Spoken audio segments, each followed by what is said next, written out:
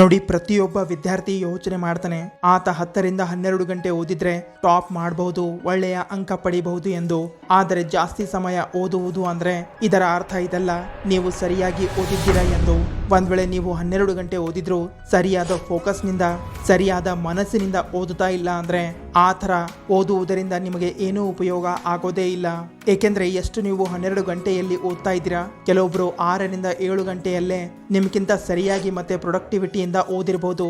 ಮತ್ತೆ ಪ್ರೊಡಕ್ಟಿವಿಟಿ ಜೊತೆಗೆ ಆವಾಗಲೇ ಓದಲು ಸಾಧ್ಯ ಆಗುತ್ತೆ ಯಾವಾಗ ನೀವು ಓದಿನ ಮೇಲೆ ನಿಮ್ಮ ಪೂರ್ತಿ ಧ್ಯಾನ ಇದ್ದಾಗ, ಅಥವಾ ಧ್ಯಾನದಿಂದ ಓದ್ತಾ ಇದ್ದಾಗ, ಪೂರ್ತಿ ಫೋಕಸ್ನಿಂದ ಓದ್ತಾ ಇದ್ದಾಗ. ಹಾಗಿದ್ರೆ ಇವತ್ತಿನ ವಿಡಿಯೋದಲ್ಲಿ ನಾವು ಇದರ ಬಗ್ಗೆನೇ ತಿಳಿಯೋಣ, ಹೇಗೆ ಒಬ್ಬ ವ್ಯಕ್ತಿ ತನ್ನ ಪೂರ್ತಿ ಕಾನ್ಸಂಟ್ರೇಷನ್ ನಿಂದ ಮತ್ತೆ ಫೋಕಸ್ನಿಂದ ಓದಬಹುದು ಅನ್ನೋದನ್ನ ತಿಳಿಯೋಣ. ಹಾಗಿದ್ರೆ ಬನ್ನಿ ವಿಡಿಯೋ ಪ್ರಾರಂಭ ಮಾಡೋಣ. Point number 1, study like enjoyable. ಓದುವುದನ್ನ ಎಂಜಾಯಬಲ್ ಅನ್ನಾಗಿ ಮಾಡಿ. ನೋಡಿ, ಯಾವಾಗ ನೀವು ಒಂದು ವಿಡಿಯೋ ನೋಡುವಾಗ ಇಲ್ಲ ರೀಲ್ಸ್ ನೋಡುವಾಗ ನಮಗೆ ಫೋಕಸ್ ಮಾಡಲು ಸಮಸ್ಯೆ ಆಗುತ್ತಾ, ಅಥವಾ ತಮ್ಮ ಗೆಳೆಯರ ಜೊತೆಗೆ ಓಡಾಡುವಾಗ ಫೋಕಸ್ ಮಾಡಲು ಸಮಸ್ಯೆ ಆಗುತ್ತಾ? ಐ ಥಿಂಕ್ ಆಗೋದಿಲ್ಲ ಅನ್ಸುತ್ತೆ. ಆದರೆ ಓದುವಾಗ ಯಾಕೆ ಫೋಕಸ್ ಮಾಡಲು ಆಗೋದಿಲ್ಲ? ಏಕೆಂದ್ರೆ ಓದುವುದು ನಮಗೆ ಬೋರಿಂಗ್ ಅನಿಸುತ್ತೆ. ಆದರೆ ರೀಲ್ಸ್ ನೋಡೋದು, ಗೆಳೆಯರ ಜೊತೆಗೆ ಮಜಾ ಮಾಡಲು ಬೋರಿಂಗ್ ಅನಿಸೋದಿಲ್ಲ. ಏಕೆಂದ್ರೆ ಅದರಲ್ಲಿ ಎಫರ್ಟ್ ಹಾಕದೇನೆ ಫೋಕಸ್ ಮಾಡಬಹುದು. ಅದಕ್ಕೆ ಹೇಗಾದ್ರೂ ಮಾಡಿ ನಿಮ್ಮ ಓದಿಗೂ ಸ್ವಲ್ಪ ಎಂಜಾಯಬಲ್ ಅನ್ನಾಗಿ ಮಾಡಿದ್ರೆ ಓದುವುದು ತುಂಬಾ ಈಸಿ ಆಗುತ್ತೆ. ಹಾಗಿದ್ರೆ ಈಗ ಪ್ರಶ್ನೆ ಇರೋದು, ಓದುವುದನ್ನ ಹೇಗೆ ಎಂಜಾಯಬಲ್ ಅನ್ನಾಗಿ ಮಾಡಬೇಕು ಅನ್ನೋದು. ಇದರ 2 ಟೆಕ್ನಿಕ್ಸ್ಗಳಿವೆ. Number 1, study topics with moderate difficulty. ನೋಡಿ, ನೀವು ಇಂತಹ ಸಬ್ಜೆಕ್ಟ್ಗಳನ್ನು ಓದಲು ಕುಳಿತುಕೊಂಡಾಗ ಅದು ಓದಲು ತುಂಬಾ ಈಸಿ ಆಗಿರುತ್ತೆ. ಆಗ ನಮಗೆ ಖಂಡಿತ ಬೋರಿಂಗ್ ಅನಿಸುತ್ತೆ. ಏಕೆಂದ್ರೆ ನಮ್ಮ ಮೈಂಡ್ಗೆ ಚಾಲೆಂಜಿಂಗ್ ಕೆಲಸ ಮಾಡಲು ಮಜಾ ಬರುತ್ತೆ. ಅದಕ್ಕೆ ಆದಷ್ಟು ಟ್ರೈ ಮಾಡಿ. ಯಾವ ವಿಷಯ ನೀವು ಓದಲು ಹೊರಟಿದ್ದೀರಾ ಅದು ಸ್ವಲ್ಪ ಡಿಫಿಕಲ್ಟ್ ಆಗಿರಬೇಕು. ಆಗ ಅದನ್ನು ಓದಲು ನಿಮಗೆ ಇಂಟ್ರೆಸ್ಟ್ ಬರುತ್ತೆ, ಮತ್ತೆ ನೀವು ಸರಿಯಾಗಿ ಫೋಕಸ್ ಸಹ ಮಾಡಬಹುದು. Number 2, study in short periods. ನೋಡಿ, ಈ ಮಾತು ಸೈಂಟಿಫಿಕಲಿ ಪ್ರೂವ್ ಆಗಿದೆ. ಯಾವ ವಿದ್ಯಾರ್ಥಿ ಓದಿನ ಮಧ್ಯೆ ಸಣ್ಣ ಪುಟ್ಟ ಬ್ರೇಕ್ಸ್ ಗಳನ್ನ ತಗೊಂಡು ಓದುತ್ತಾನೆ, ಆತನ ಪ್ರೊಡಕ್ಟಿವಿಟಿ ಮತ್ತೆ ಫೋಕಸ್ ಲೆವೆಲ್ ತುಂಬಾ ಜಾಸ್ತಿ ಆಗಿರುತ್ತೆ. ಅದಕ್ಕೆ 1 ಗಂಟೆ ಓದಿದ ನಂತರ 5ರಿಂದ 10 ನಿಮಿಷ ಸಣ್ಣ ಬ್ರೇಕ್ ತಗೊಳ್ಳಿ. ಇದರಿಂದ ನಿಮ್ಮ ಮೈಂಡ್ ಮೇಲೆ ಈ ಭಾರ ಇರೋದಿಲ್ಲ 10 ಗಂಟೆ ಓದಬೇಕು ಅನ್ನೋದು. ಬದಲಾಗಿ ನೀವು ಮುಂದಿನ 1 ಗಂಟೆವರೆಗೆ ಸರಿಯಾಗಿ ಓದುವುದರ ಮೇಲೆ ಗಮನ ಕೊಡ್ತೀರಾ. ಇದರಿಂದ ಹೆಚ್ಚು ಕಾಲ ಓದಲು ಖುಷಿ ಆಗುತ್ತೆ. ಅದಕ್ಕೆ ಓದುವುದರ ಮಧ್ಯೆ ಸಣ್ಣ ಪುಟ್ಟ ಬ್ರೇಕ್ ತಗೊಳ್ಳುವ ಪ್ರಯತ್ನ ಮಾಡಿ. ಆದರೆ ನೆನಪಿರಲಿ, ಈ ಬ್ರೇಕ್ ಮಧ್ಯೆ ಮೊಬೈಲ್ ಫೋನ್ ಉಪಯೋಗ ಮಾಡಬೇಡಿ. Point number 2, avoid distraction at all the cost. ಒಂದ್ ವೇಳೆ ನೀವು ಕೂಡ ಇದೇ ತರ ಯೋಚನೆ ಮಾಡ್ತಾ ಇದ್ರೆ, ನನಗೊಂದು ಇಂತಹ ಟ್ರಿಕ್ ಸಿಗಬೇಕು, ಇದರಿಂದ ನಾನು ಸರಿಯಾಗಿ ಓದಬೇಕು, ಸೋಷಿಯಲ್ ಮೀಡಿಯಾ ಸಹ ಉಪಯೋಗ ಮಾಡಬೇಕು, ಮತ್ತೆ ಗೆಳೆಯರ ಜೊತೆಗೂ ಟೈಮ್ ಪಾಸ್ ಕೂಡ ಮಾಡಬೇಕು ಎಂದು. ಹಾಗಿದ್ರೆ ಇಂತಹ ಯಾವುದೇ ಟ್ರಿಕ್ಸ್ ಅಥವಾ ದಾರಿ ಇಲ್ವೇ ಇಲ್ಲ. ನೋಡಿ, ಫೋಕಸ್ ಮತ್ತೆ ಕಾನ್ಸಂಟ್ರೇಷನ್ ನ ವಿರುದ್ಧವಾದ ಪದ ಆಗಿದೆ ಡಿಸ್ಟ್ರಾಕ್ಷನ್. ಅದಕ್ಕೆ ಓದುವುದರಲ್ಲಿ ಗಮನ ಹರಿಸುವುದು ಇದ್ರೆ ಡಿಸ್ಟ್ರಾಕ್ಷನ್ಸ್ ಗಳಿಂದ ದೂರ ಉಳಿಯಲೇಬೇಕಾಗುತ್ತೆ. ಈಗ ಈ ಡಿಸ್ಟ್ರಾಕ್ಷನ್ ಕೂಡ 2 ತರಹ ಇರುತ್ತೆ. ಒಂದು ಫಿಸಿಕಲ್ ಡಿಸ್ಟ್ರಾಕ್ಷನ್, 2 ಡಿಜಿಟಲ್ ಡಿಸ್ಟ್ರಾಕ್ಷನ್. ಹಾಗಿದ್ರೆ ಈ ಎರಡನ್ನು ಅರ್ಥ ಮಾಡಿಕೊಳ್ಳೋಣ ಬನ್ನಿ. Number 1, physical distraction. ಇದು ನಿಮ್ಮ ಸುತ್ತಮುತ್ತಲಿನ ವಾತಾವರಣದಲ್ಲಿ ಇರುತ್ತೆ.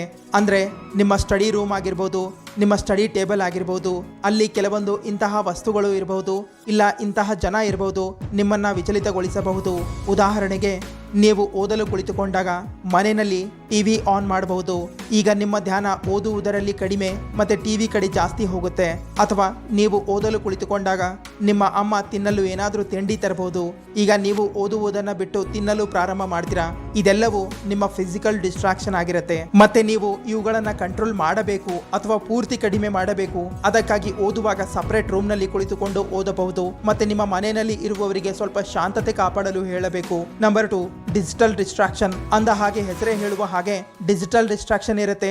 ನಿಮ್ಮ ಗ್ಯಾಜೆಟ್ಸ್, ನಿಮ್ಮ ಮೊಬೈಲ್ ಫೋನ್, PC, ಲ್ಯಾಪ್ಟಾಪ್ ಇತ್ಯಾದಿ ಇವುಗಳಿಂದ ದೂರ ಉಳಿಯೋದು ತುಂಬಾ ಇಂಪಾರ್ಟೆಂಟ್ ಆಗಿರುತ್ತೆ. ಏಕೆಂದ್ರೆ ಈ ಅಡೆತಡೆಗಳು ನಮ್ಮನ್ನ ಅತಿ ಬೇಗ ತನ್ನ ಕಡೆ ಸೆಳೆದುಕೊಳ್ಳುತ್ತೆ. ಮತ್ತೆ ಒಂದು ಬಾರಿ ನೀವು ಇದರ ಆಕರ್ಷಣೆಗೆ ಒಳಗಾದ್ರೆ ಮುಗಿದೇ ಹೋಯಿತು, ಆಚೆ ಬರುವುದು ತುಂಬಾ ಕಷ್ಟ ಆಗಿರುತ್ತೆ. ನೋಡಿ, ಡಿಜಿಟಲ್ ಡಿಸ್ಟ್ರಾಕ್ಷನ್ ಅಲ್ಲಿ ಎಲ್ಲಕ್ಕಿಂತ ಕಾಮನ್ ವಿಷಯ ಆಗಿರುತ್ತೆ ಸ್ಮಾರ್ಟ್ ಫೋನ್ ಮತ್ತೆ ಸೋಷಿಯಲ್ ಮೀಡಿಯಾದಿಂದ ಡಿಸ್ಟ್ರಾಕ್ಟ್ ಆಗೋದು. ನೋಡಿ, ಅತ್ಯಧಿಕ ಜನ ಓದಲು ಕುಳಿತುಕೊಂಡಾಗ್ಲೇ ಅವರ ಫೋನ್ನಲ್ಲಿ ಒಂದು ಮೆಸೇಜ್ ಬರುತ್ತೆ. ಅವರು ಅದನ್ನು ನೋಡ್ತಾರೆ. ಒಬ್ಬ ಗೆಳೆಯ ಮೆಸೇಜ್ ಮಾಡಿರ್ತಾನೆ, ಜಸ್ಟ್ ಒಂದು ರೀಪ್ಲೈ ಮಾಡಿ ಬಿಟ್ಟು ಬಿಡ್ತೀನಿ ಅನ್ಕೊಳ್ತಾರೆ. ಆದರೆ ಒಂದು ರೀಪ್ಲೈ ಮಾಡಲು ಹೋಗಿ 1 ಗಂಟೆ ಸಮಯ ಯಾವಾಗ ಕಳೆದು ಹೋಗುತ್ತೆ ಅನ್ನೋದು ಗೊತ್ತೇ ಆಗೋದಿಲ್ಲ. ಅದಕ್ಕೆ ಯಾರೆಲ್ಲ ಟಾಪರ್ ಆಗಿರ್ತಾರೆ ಅವರಲ್ಲಿ ಅತ್ಯಧಿಕ ಜನ ಫೋನ್ ಉಪಯೋಗ ಮಾಡೋದೇ ಇಲ್ಲ.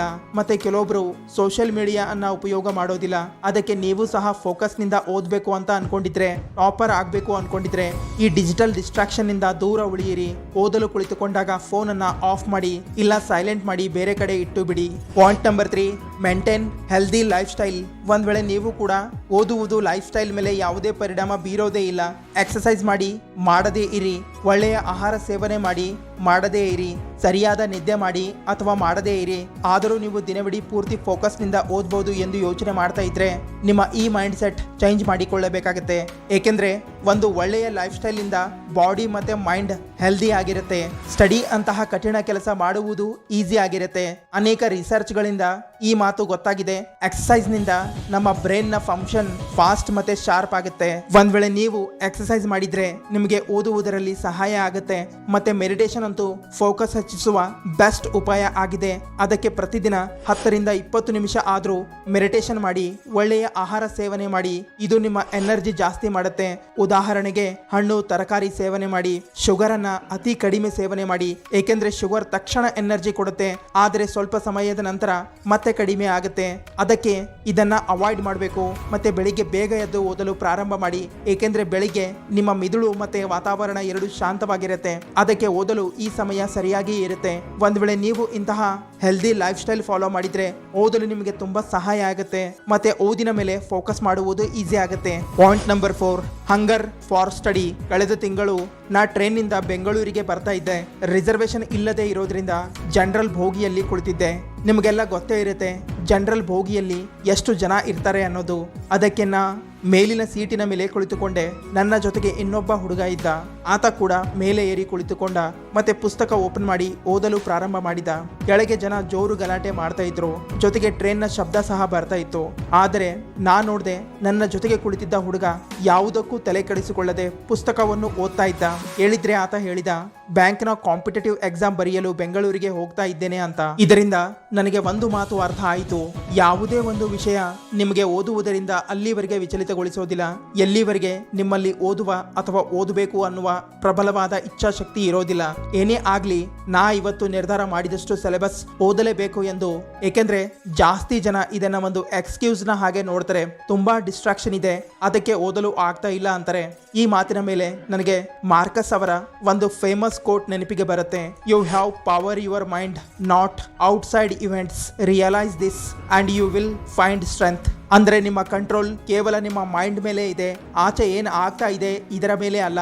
ಜಗತ್ತಿಗೆ ನಿಮ್ಮಿಂದ ಕಂಟ್ರೋಲ್ ಮಾಡಲು ಆಗೋದಿಲ್ಲ, ಆದರೆ ನೀವು ತನ್ನನ್ನು ತನಗೆ ಕಂಟ್ರೋಲ್ ಮಾಡಿಕೊಳ್ಳಬಹುದು. ಅದಕ್ಕೆ ತಮ್ಮ ಒಳಗೆ ಓದುವ ಕಿಡಿ ಹೊತ್ತಿಸಿಕೊಳ್ಳಿ. ಯಾವಾಗ ನಿಮ್ಮಲ್ಲಿ ಓದಬೇಕು ಅನ್ನುವ ಹಸಿವು ಇರುತ್ತೆ, ಆಗ ಯಾವುದೇ ಡಿಸ್ಟ್ರಾಕ್ಷನ್ ನಿಮ್ಮನ್ನ ಓದುವುದನ್ನ ತಪ್ಪಿಸಲು ಆಗೋದೇ ಇಲ್ಲ. ಮತ್ತೆ ನೀವು ಪೂರ್ತಿ ಫೋಕಸ್ ನಿಂದ ಗಂಟೆಗಟ್ಟಲೆ ಆರಾಮಾಗಿ ಓದಬಹುದು. ಹಾಗಿದ್ರೆ ಈ ವಿಡಿಯೋ ಇಲ್ಲಿಗೆ ಮುಕ್ತಾಯ ಆಗತ್ತೆ. ಈ ವಿಡಿಯೋ ಬಗ್ಗೆ ನಿಮ್ಮ ಅನಿಸಿಕೆ ಏನೇ ಇದ್ರು ಕಾಮೆಂಟ್ಸ್ ಮೂಲಕ ತಿಳಿಸಿ. ಹಾಗೆ ಚಾನಲ್ ಅನ್ನು ಸಬ್ಸ್ಕ್ರೈಬ್ ಮಾಡಿ, ಇನ್ಸ್ಟಾ ಪೇಜ್ ಅನ್ನು ಫಾಲೋ ಮಾಡಿ. ಬಾಯ್ ಬಾಯ್.